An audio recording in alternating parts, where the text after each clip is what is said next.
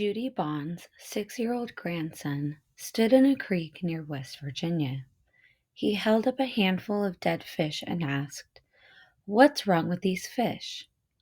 All around him, dead fish floated belly up in the water. That day became a turning point for Judy Bonds. She decided to fight back against the coal mining companies that were poisoning her home, Marfork, West Virginia. The daughter of a coal miner, Judy Bonds, was born in Marfork, West Virginia in 1952. The people of Marfork had been coal miners for generations because coal mining provided people with jobs. Coal gave people the energy they needed to light and warm their homes. But Marfork wasn't just a place where coal miners lived. Marfork was home to a leafy green valley, or holler, surrounded by the Appalachian Mountains on every side. Judy's family had lived in Marfork for generations. Judy grew up there swimming and fishing in the river. She raised a daughter there. Mountaintop removal mining. An energy company came to Marfork in the 1990s. It began a process called mountaintop removal mining. Using dynamite, the company blew off the tops of the mountains to get at the large amounts of coals underneath. The process was quicker than the old method of digging for coal underground, but it caused many problems. Whole forests were destroyed.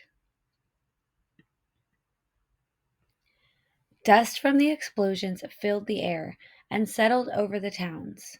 Coal sludge, a mixture of mud, chemicals, and coal dust, got into the creeks and rivers. Pollution from the mountaintop removal mining began making people living in the towns below the mountain sick. In the area where Judy lived, coal sludge flowed into the rivers and streams. People packed up and left. Judy was heartbroken. The land she loved was being mistreated. She realized that the valley that had always been her home had been poisoned. No longer a safe place to live, it had become dangerous. Judy, her daughter, and her grandson had to leave. Working for change. Something had to be done about the pollution. Judy decided it was important to protest against strip mining and demand that it be stopped.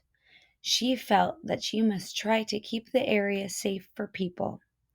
She felt qualified to talk to groups about the injustice of whole towns being forced to move and mountains and forests being destroyed, all because of strip mining. After all, she had grown up in a mining family. Judy worked as a volunteer for the Coal River Mountain Watch, a group that fought against mountaintop removal mining. Eventually, she became its executive director. She registered to take part in protests against mining companies. At the protests, Judy faced a lot of anger and insults. Many coal miners were not opposed to mountaintop removal mining. They supported it because they needed the jobs to provide for their families. Judy knew it would be impossible to boycott the mining companies. The coal miners could not afford to leave their jobs. Instead, she pushed for changes to be made to the mining process. Slowly, small changes were made to protect communities in mining areas. In 2003, Judy was awarded the Goldman Environmental Prize for her efforts as an activist. Remembering Judy.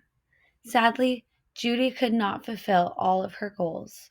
She was diagnosed with cancer and died in January of 2011, but her success has provided encouragement to other activists. Judy may not have been able to stay in her home, but her work will help preserve and protect the Appalachian Mountains and help others remain in their homes.